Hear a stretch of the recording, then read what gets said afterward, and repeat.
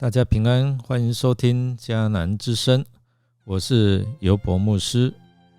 今天9月3号在家会主，我们要分享管教的记号。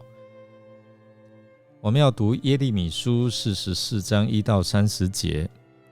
先来看今天的金句：我上主要给你们一个记号，让你们知道我要在这地方惩罚你们，而且我宣布要消灭你们的话一定实现。耶利米书44章29节。经文在描述犹大百姓仍不悔改，他们有了前车之鉴，但是依然我述我行，所以先知就宣判灭亡的信息。对这些剩下的百姓，上帝也对他们有回应，特别是针对他们荒凉的属灵景况做一些的预言。我们首先来回顾经文过去，然后我们把焦点集中在现在，在7到10节。为何百姓没有从历史当中学习呢？为何他们经历过如此惨痛的教训，但仍然我述我行？难道上帝所做的都落空吗？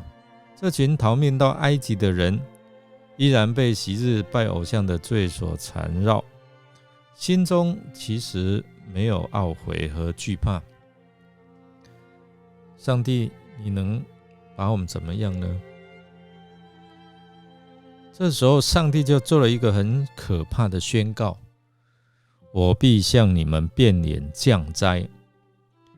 这百姓以为埃及可以提供他们栖身之所，期待东山再起，谁知道他们真正的敌对者是耶和华上帝。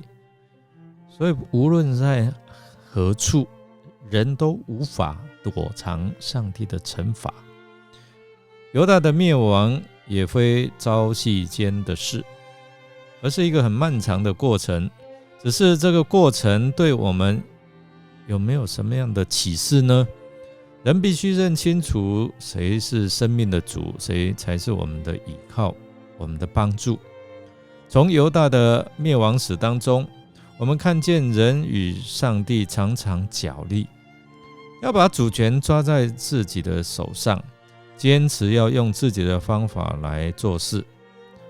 上帝一再呼吁人要把生命的主权交出来，唯有这样才是平安蒙福之道。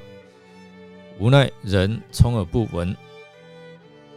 为何犹大百姓固执要敬拜偶像？原因只有一个，就是物质的丰富和外在的平安。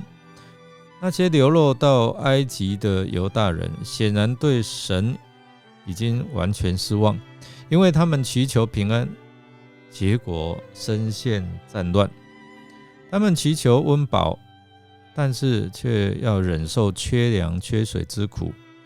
那么呢，他们在想说跟随上帝有什么益处？他们没有想到是因为自己的罪的缘故。犹大人立志要侍奉天后，以天后为他们的主宰，好领导他们展开新的生活，甚至重建灭亡的国家。他们坚决向上帝关上生命之门，面对人的执迷不悟，不听先知的劝告，最后上帝宣告他的惩罚必定实现。犹大的灭亡让我们认识到，人真的要顺服上帝，才是蒙福之路。我们来默想，对于逃到埃及的犹大人，虽然历经国家灭亡的惨痛，但是人不悔改，坚持敬拜天后。上帝若借着惩罚管教我们的错误，你会像犹大百姓的心一样吗？让我们一起来祷告。亲爱的主耶稣，求你赐给我们一颗柔软的心，当我们知道错误的时候，愿意回转归向你，